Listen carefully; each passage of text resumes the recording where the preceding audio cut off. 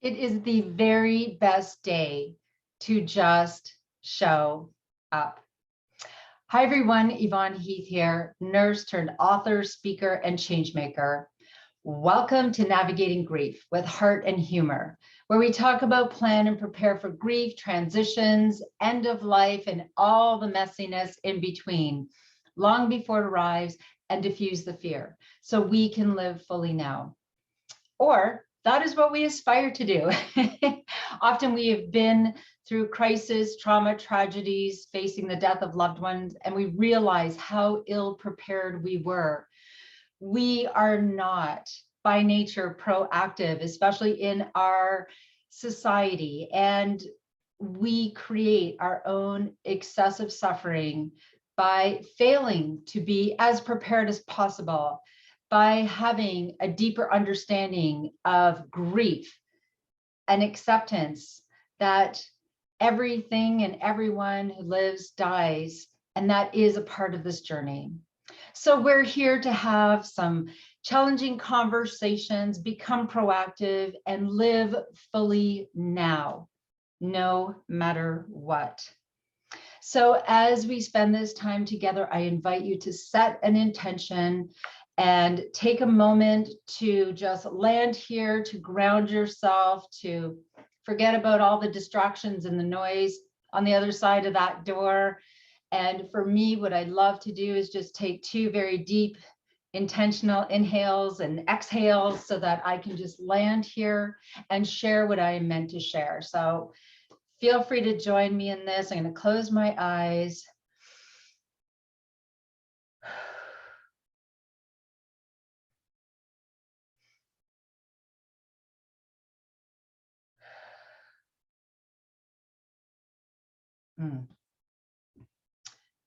Whatever you need to do in your life in any moment, find a ritual that grounds you and brings you to the present moment so that you can set your intention, so that you can open your heart and your mind and hear what you need to hear and take action in your life. Knowledge is power. Actually, I read somewhere, they said, knowledge isn't power, action is. Knowledge is power.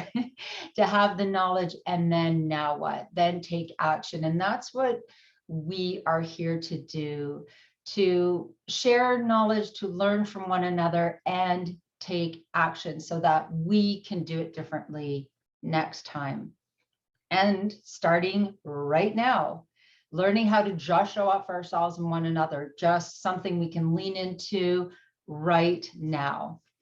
So the last several episodes, I have been sharing my book, Love Your Life to Death. Something I do every year is reread the stories, incredible wisdom that people shared with me, ages 11 to 101. We have explored so many different things within grief, life, death. I mean, this is something we will learn about for the rest of our lives. I am just in awe of all of the incredible people out there making a difference in many lives, including my own. And I'm honored. I'm just the messenger. I am continuously learning from others and from my own experience and sharing. And so next is chapter 7. Let me put on my very cool, if I do say so myself, orange glasses so I can see. So chapter 7, knowing, understanding, and accepting grief. I always tell people or share when I talk about accepting grief, just remember, we don't have to like it. But grief is a part of this journey. We know this. And the more we empower ourselves and understand what is this grief, what is grieving, the better example we can be to others. We can't fix grief. We can't take it away from others. We sure want to, don't we? But if we can learn to navigate it and be an example of someone who is continuously learning, then to me, we can be a light in this world and help others who are grieving in their moments of grief. So let's start. And of course, most people associate the intense sorrow of grief with the death of someone special to them. However, we also grieve in connection to a variety of losses throughout our lives: unemployment, illness, divorce, and more. It's something we experience long before we understand what we are feeling. We have more experiences with grieving and healing than we realize. I just share how children grieve in everything, that in every transition, right? Like babies, they're bottle fed, they're so close to their moms, and suddenly, or sorry, breastfed or close to a bottle, and then it's a cup and suddenly there's a distance. They don't understand that grief. If we could understand that, oh yes, in those transitions, there is a loss for the parent and for the child. And when they are at home and then they go to school, there's grief and joy, excitement about school. Teenagers, of course, when they face grief in the death of a loved one, and they also have raging hormones and all the other things, that the uncertainty that comes with changing from being a child and innocent to learning more about the world and grieving that you're not that innocent little kid and now you have to make decisions about your whole life. Imagine if we understood that that was a part of this journey and that there is grief in all of these transitions, and we normalized conversations throughout life with the children that are in our lives, whether they are our own or our nieces, nephews, neighbors, whoever. We all are involved with children some one way or another. Wouldn't it be wonderful if we understood that grief was a part of this journey and that we had these conversations, and the more we normalize these conversations, the better we can all navigate? It's just such good stuff. It's not something we can avoid, so we might as well embrace it, right? Now, of course, and I've always shared my 7 takeaways that I believe are the essential principles. And here it is in my book: the best time to prepare is before grief arrives, and the next best time is now. Please do not spend a lot of time in the past where you say, oh, I wish I would have done this differently. I wish I would have normalized these conversations. We normalize not having them. So acknowledge and allow your feelings. And now what? Do it differently from here on in, because that's the best thing we can do. And to say, geez, I wish I would have done this differently. Yeah, don't we all? And you can only teach what you know. We didn't know, right? So as I moved along, I love, and as I said here, we have to learn for ourselves before we can teach it, right? You cannot teach what you don't know. Now, it's interesting here, I shared about the 5 stages of grief that Dr. Elizabeth Kubler-Ross, I'm going to put my book down because we need to talk about this. And I know I've mentioned it before. Many of us have heard the 5 stages of grief, right? Denial, anger, bargaining, depression, and acceptance. Dr. Elizabeth Kubler-Ross wrote a book in 1969, somewhere in the 60s, called On Death and Dying. This book was about the conversations that she had with dying patients and what she observed in the similarities and that many of these wonderful patients experienced, which, by the way, you must learn more about her journey. So many doctors were so angry with her for having these conversations with dying people. I mean, how absurd. My goodness, I am grateful to her every day of my life. I mean, learning about her work changed my life. However, Elizabeth wrote 24 books. Elizabeth did not plan for these 5 stages of grief to be the foundation for every single time that we're grieving, and the world just kind of took them out of context and said, oh, the 5 stages of grief. Dr. Elizabeth Kubler-Ross says this is what we're going through no matter what. That was never her intention. These were conversations. This wasn't a research. She was just sharing, and her message was that grief is complicated. She never meant for it to be linear, like we go through these stages in a predictable way. And so a lot of the world has spent a lot of time saying, well, she's wrong and we're right. Her work is so extensive. And she, in all of her other books, she never even mentioned the stages. She was just giving us a framework to open up conversations. So when I wrote my book, I wrote about a little bit about the stages because she was the pioneer, and it was incredible, meaningful work, and still is to this day. And I also said, well, we do grieve differently. And it's true. And Elizabeth said, of course we grieve differently. We don't all go through these stages in some sort of predictable way. It's just that when we see these, you can say, oh, yes, anger is a huge part of grieving that we often miss. There is so much to be learned from Elizabeth's work, and I encourage everyone to go to the Elizabeth Kubler-Ross Foundation, and they constantly have webinars and so much teaching about her work.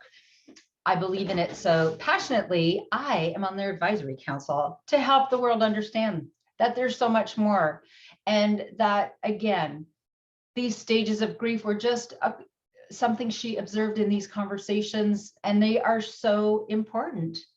And what do we need to do? Open up conversations about grief, death, dying, and everything in between. So the one thing that really resonated with me when I read about acceptance, that final stage, and this is probably two things that I've seen that are the most challenging for families. When we see anger, right? We think, oh, that person is, even if the person you don't know, like they're not in the dying process, but you see someone who's really angry. And, we react to that, don't we? We think, oh, what is wrong with this person? Do I've taught my children this, and I love it, because when I was writing this book, our twins, Jaden and Tanner, Tyler was already got, Jaden and Tanner were 9 years old, and they were a part of this journey. We did not shield them from this. When they would come home and say, oh, somebody was so mad and angry and irritable and mean on the bus, and I would say, that's really hard, to have to deal with that. What do you think could have been going on? Say, I know, Mom, they could have been grieving something. Do you see? Anger is so much easier for people to express than grief. Why? Because we don't want people to cry. We don't want to hear that they're grieving. Imagine if we learn to open those doors, right? And allow grief. I promise you, we would see a lot less anger. Because when you can't express those emotions, or you don't even understand them, and you just want to push them down, and everyone's uncomfortable around you, it is easier to just be angry at everyone. Something to think about. And the last, when Elizabeth talked about acceptance, when someone is in the dying process and the family, they just want to be around them and have those beautiful, wonderful, magical moments that we see in the movies and often do happen in real life. It's a yes, and sometimes as someone is preparing to transition for their physical body to die, they need to sever those physical ties, right? They're moving on without their loved ones. Even though I say we stay spiritually connected, physically, they are leaving this physical world. Many people need to shut down. Many people no longer wish to visit their dog, their cat, their kids, whatever. Some do. And we have to understand that this is their journey, right? That acceptance part for them, that acceptance part for us to say, yeah, Uncle Joe, he doesn't want a lot of visitors right now. He's moving forward. He's moving on. He's transitioning. And we need to be okay with that. Just as I say, there is no right or wrong way to grieve. There is no right or wrong way to die. If we need people around us, and that's okay, or that's what we want, that's okay. And we also have to accept that for some, as they're saying goodbye and severing ties, They will become less and less interested in interaction. And that's very challenging, isn't it? It doesn't mean that they no longer love you. It doesn't mean that you are not important. It probably means they love you so much that it's challenging and they just need to do this on their own. Wouldn't it be wonderful, again, to have these conversations throughout life and to help people understand so that then they could get to grieving without feeling like they've been rejected or that they didn't do things right, so that, oh, that person didn't want me around, I guess I did something wrong. No, it was just part of their journey. Oh, so important. So, and again, as Elizabeth agrees, when I say, do people grieve differently? Absolutely. Everyone is unique in the way they grieve and how they work through it. There is no right or wrong, only what is right and wrong for you. Even people dealing with the same loss, such as a parent dying, will be affected differently. Of course they will. You may go through all the stages of grief and then back again. And again, I've learned I wouldn't say that right now. I would say, there'd be so many different emotions. I mean, you may go through these stages, as we call them, you may not. It's just a framework, and there's so many other emotions you may experience. And emotions may hit you all at once.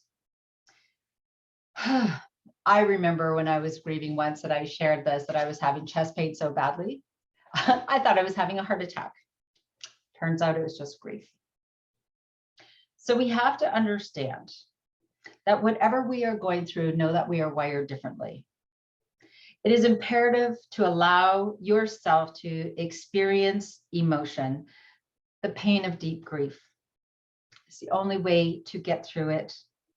Stay with it, allow it, and let it go.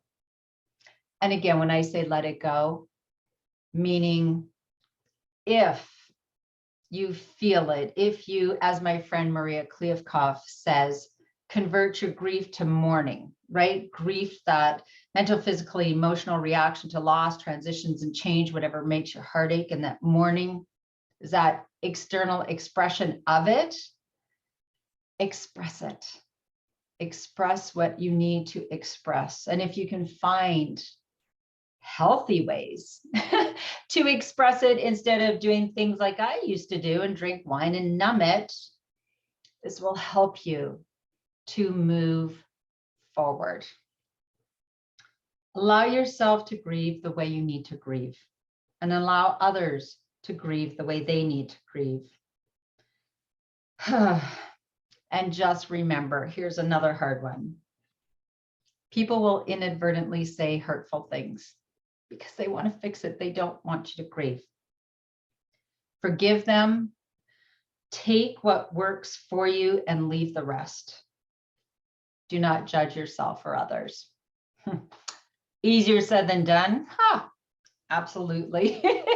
Absolutely. It all is.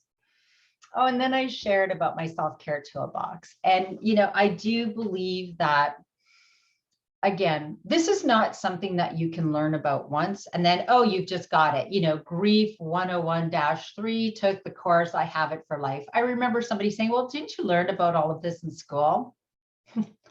Yes, in 1986 or 7, sure.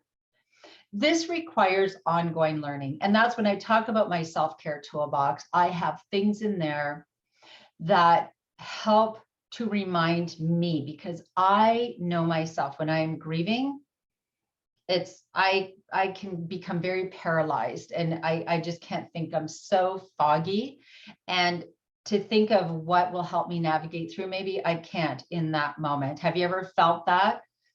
It's like your brain freezes. I become paralyzed. And so for me to have a self-care toolbox, and everyone, again, grieves differently, and what that toolbox reminds me of and is important are the things that will help you navigate through. I have numbers of family and friends that I know will just listen. I have a branch in there because I know when I am grieving, one of the things to convert my grief to mourning is to go for a walk, be in nature. That is my post. That is my salvation. That's what helps me to feel connected and to just express any emotion. I have lists of funny movies, silly movies, sad movies, whatever I need in there. Trinkets from my children, from chemotherapy patients, from people that I have helped along their journey. And these are just things to help me navigate through. And I invite you to do the same. Find a box, find a bag, whatever, to put things in there that will help you. I have books, self-help too. Hello, my name is Yvonne and I am a self-help junkie. I love it. Chicken Soup for the Soul, all kinds of books, Elizabeth's books, everything. And as I always share, that's my whole thing with the tambourine.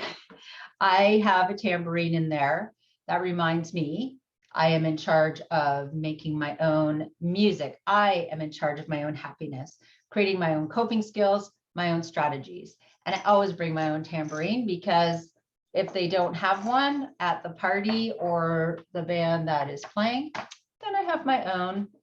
So what are the things that will help you navigate your grief and bring you joy, right? Remembering that grief and joy can coexist. Grief and joy can coexist. And so create your own self-care toolbox.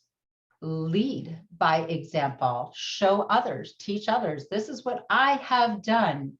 This is what I now understand about grief. I forgive myself for the way I navigated in the past. I didn't know what I was doing. I know better now, so I can do better. I realize that I will not honor the person I loved by staying in deep grief for my whole entire life. The best way that I can honor them is to be the evidence their life made a difference, keep their memories alive, talk about them, honor them, and continue living because I am still living.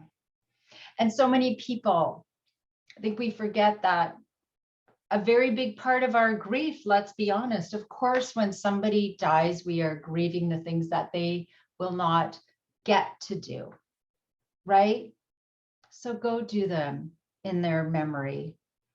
And the truth is, a very big part of our grief is for ourselves. We are grieving that that person is no longer with us. We are in pain because we want them physically in our lives. So give yourself permission. Give yourself permission to have joy in your life again as well. Deb K, she said after her son died, I don't know why my son died. I just know it's not up to us. It's not our decision. Maybe I'm here to meet you or you. This is my journey, and he wouldn't want me to be sad.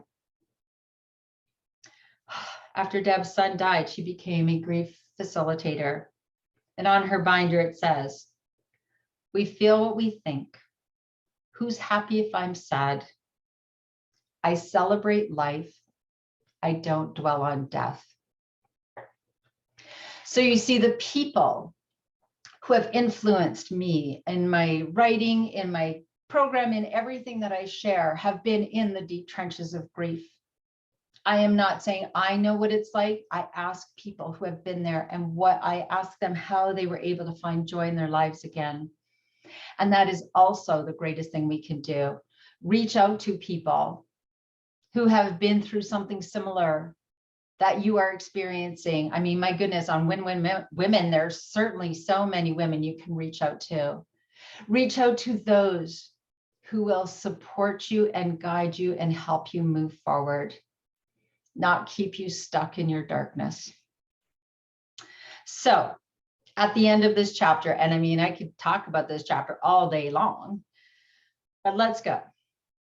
What to do about grief? Learn. Learn, learn, learn, ongoing. Learn about grief before grieving. so that when it shows up uninvited, you have a better understanding of the journey and the process. And again, this is for life. Understand and accept that everyone grieves differently, even in the same situation. Do not judge.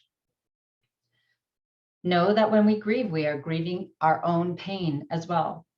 So this gives us permission.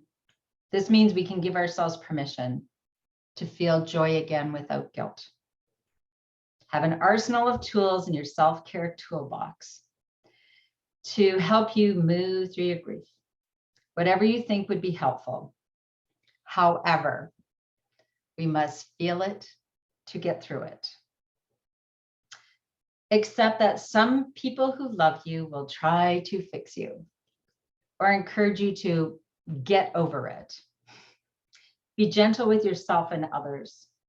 Be truthful in what you need and what is not helpful. Honor yourself.